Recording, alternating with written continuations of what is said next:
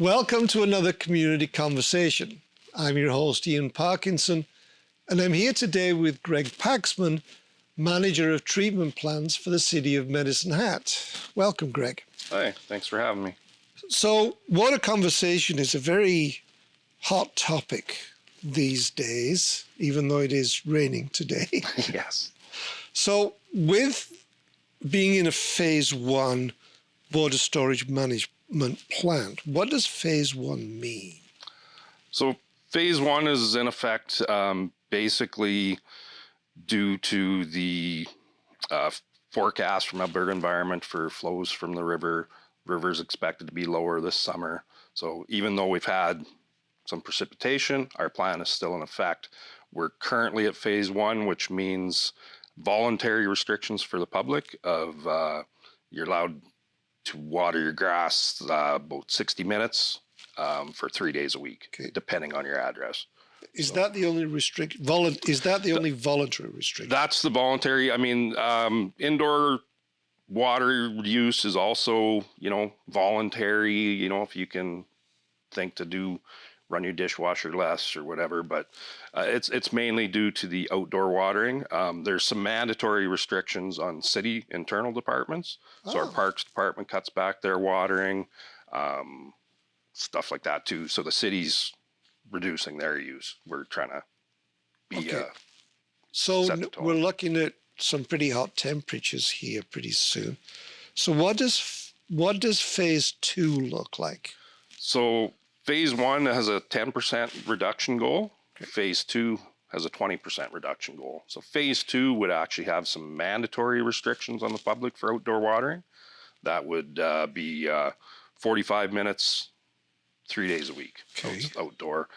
Phase two also, I think, restricts like filling of swimming pools and hot tubs and stuff like that. And the details of the plan can be found on our website too. Well, that was going to be my next question further on is if somebody's not only looking for information on the restrictions of the phases, but if they're looking for information on how they can, for a better word, permanently restrict their use or conservation, where can they go?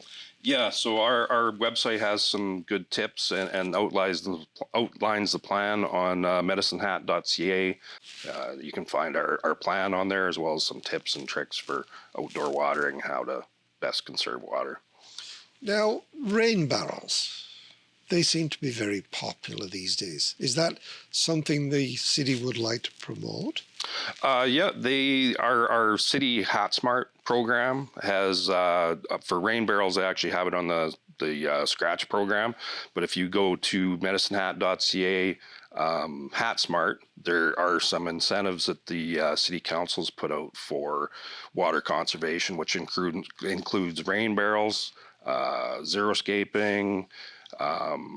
There's a few things on there, low flow sprinklers and watering systems. You can check the website there and see what's eligible, and people get that put in. They could get a rebate from the city. So the xeriscaping is like the rocks or the mulch, rather than grass. Yeah, exactly. And they usually have some shrubbery in there, some drought resistant plants or something too. It's getting to be, a lot more people are doing it these days. Okay, I noticed in last week's Medicine Hat News, you're looking at twinning a water line in Kipling.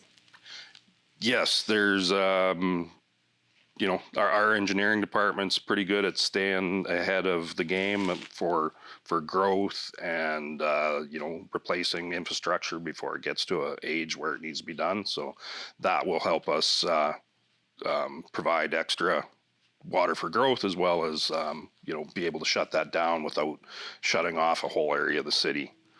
Always a good idea these days. Yeah, we don't want to interrupt service to citizens.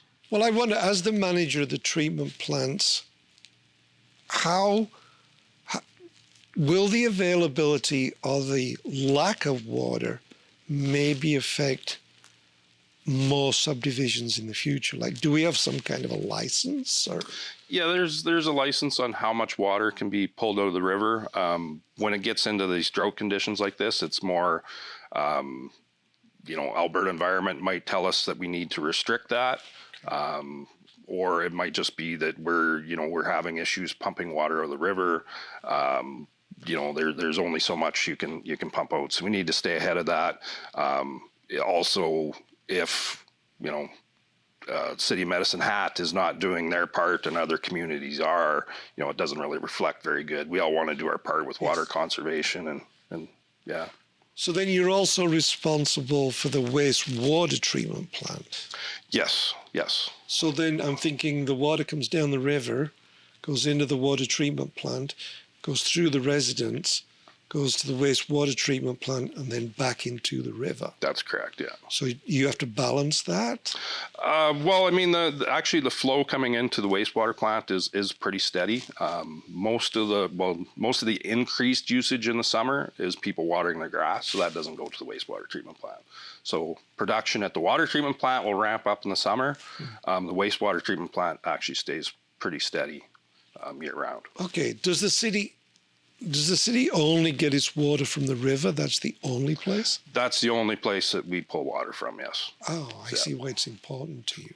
Yes, yeah. South Saskatchewan River is our water source. So we want to make sure we help protect that. So. Okay. Is there anything else you'd like to share? Just the fact that, even though we've had some increased precipitation, the forecast for the summer is hot and dry.